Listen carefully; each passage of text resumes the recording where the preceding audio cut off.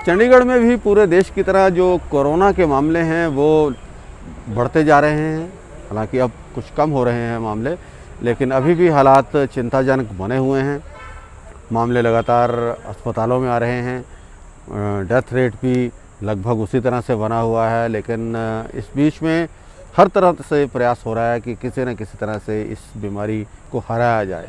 सरकार की तरफ से प्रयास हो रहे हैं, सामाजिक संस्थाएं भी अपने प्रयास कर रही हैं। और यहाँ इस वक्त 45 के लक्ष्मी नारायण मंदिर में यहाँ के जो स्थानीय निवासी हैं वो भी इस कोशिश में हैं कि किसी तरह से कोरोना से हमें निजात मिले।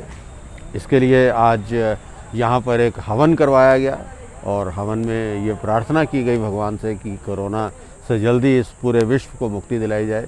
इसके साथ साथ यहाँ पर पिछले कई दिनों से इस लक्ष्मी नारायण मंदिर में एक स्पेशल अभियान चलाया जा रहा है, जिसे उन्होंने पौष्टिक आहार योजना का नाम दिया है, क्योंकि पौष्टिक आहार बहुत ज़रूरी है कोरोना को हराने में। ख़ासतौर पर इम्यूनिटी को बेहतर करने में पौष्टिक आहार का अपनी भूमिका रहती है। तो इसीलिए एक पौष्टिक आहार लोगों तक पहुँचे, उसके लिए यहाँ पर एक विशेष कार्यक्रम चल रहा है, जिसमें लोगों को न सिर्फ फ्रूट वगैरह उपलब्ध करवाया जाता है, विशेष जड़ी बूटियों से बना हुआ काढ़ा यहाँ पर लगातार 24 घंटे सर्व किया जाता है। जो भी लोग यहाँ पर आएँ वो उसे पी सकते हैं। और आज यहाँ पर हवन करवाया गया और काफ़ी संख्या में यहाँ पर लोग आए। रविकांत शर्मा इसमें जो कि मेयर हैं वो भी यहाँ पर आए। हालांकि ये बात ज़रूर रही कि जो स्टैंडर्ड प्रोटोकॉल है जिसको हमारी सरकार फॉलो करने के लिए कहती है, उसकी यहाँ पर खिलाफ वर्जी होती हुई दिखाई दी।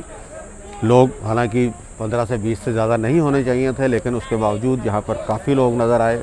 और हालांकि मास्क सबने लगाए हुए थे और कोशिश थी कि सोशल डिस्टेंसिंग रखी जाए, लेकिन फिर भी जब क्राउड होता है तो सोशल डिस्टेंसिंग का पालन करना काफ़ी मुश्किल हो जाता है, और ये यहाँ पर भी देखने को मिला।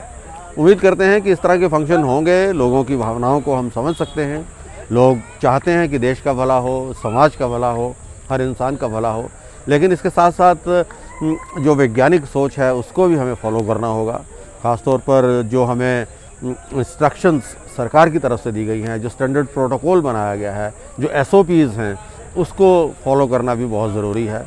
और आगे जो इस तरह के कार्यक्रम अगर होंगे भी तो उनमें इन बातों का ख्याल रखा जाएगा।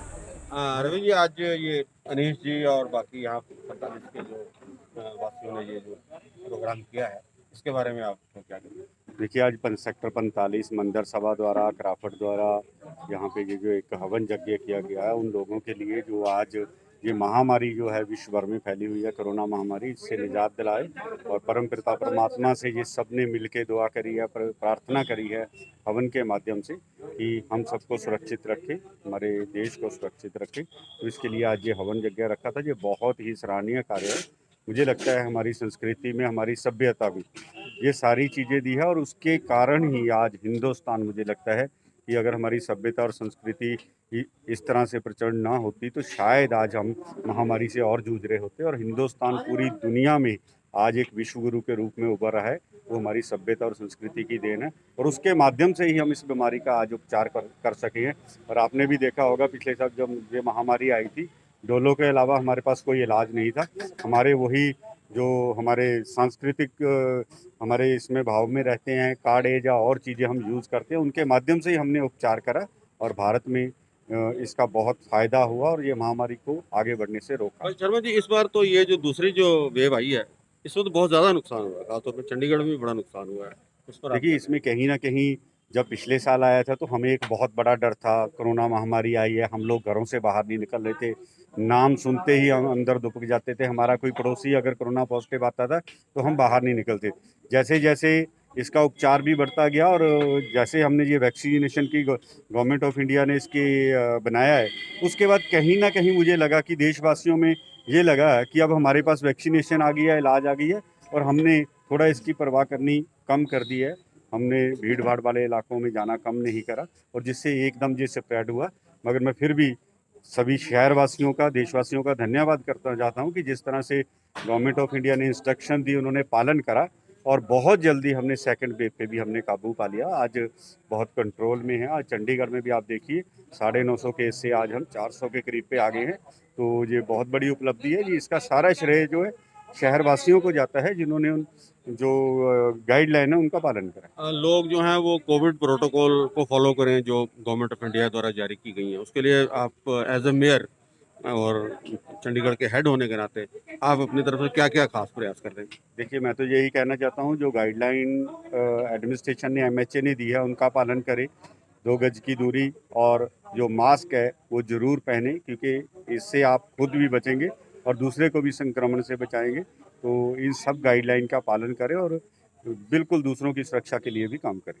बहुत बहुत धन्यवाद। अनिश जी, आपने आज ये यहाँ पर खास ये कार्यक्रम करवाया, तो पहले तो ये बताइए कि क्या कार्यक्रम था और किस तरह से आप जो है लोगों को प्रेरित कर रहे हैं को कोरोना से जूझने के लिए? सबसे पहले तो मैं यही कहना चाहूँगा कि शुरुआत जो हमारी हुई थी वो काढ़े से हुई थी, कि हम देख रहे थे कि लोगों के अंदर कहीं ना कहीं इम्यूनिटी बूस्टर, जो कुछ लोगों की इतनी सामर्थ्य नहीं है, उनके शायद इतने वित्तीय साधन इतने नहीं है कि वो इतनी महंगी जड़ी बूटियों का सेवन कर पाएं।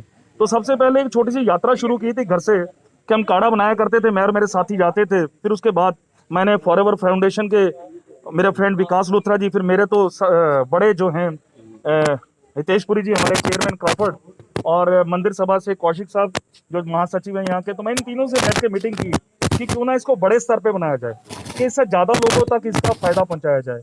तो हमने इसी योजना के तहत पौष्टिक आहार योजना जो शुरू की, इसमें हम 24/7 काढ़ा प्रोवाइड करते हैं, जिसमें आप ये देख रहे होंगे सभी जड़ी बूटियाँ, गलोए, ताजी, तुलसी, ये सब कुछ इसमें प्रोवाइड किया जाता है। फिर कल हमारे मन में अचानक आया कि क्यों ना हम इस जड़ी बूटियों का सेवन करें जो वातावरण शुद्धि और संक्रमण मुक्ति दोनों का काम करे। तो इसके लिए विचार बनाया और सभी हमारे साथियों ने मिलकर, सभी हमारी जो जितनी भी टीम है सभी ने मिलकर, और मंदिर के पदाधिकारी जितने भी हैं, सेवक हैं, सभी ने मिलकर ये इसमें 52 जड़ी बूटियां पड़ी हैं इसके अंदर, जो आज ये हवन हुआ है। और हमारा मानना ये है कि एनवायरमेंट में ये पुरानी प्रथा थी हमारी कि हम लोग हवन यज्ञ किया करते थे। जब भी कोई महामारी आती थी, तो बड़े संकट काल आया करते थे, तब हम हवन किया करते थे।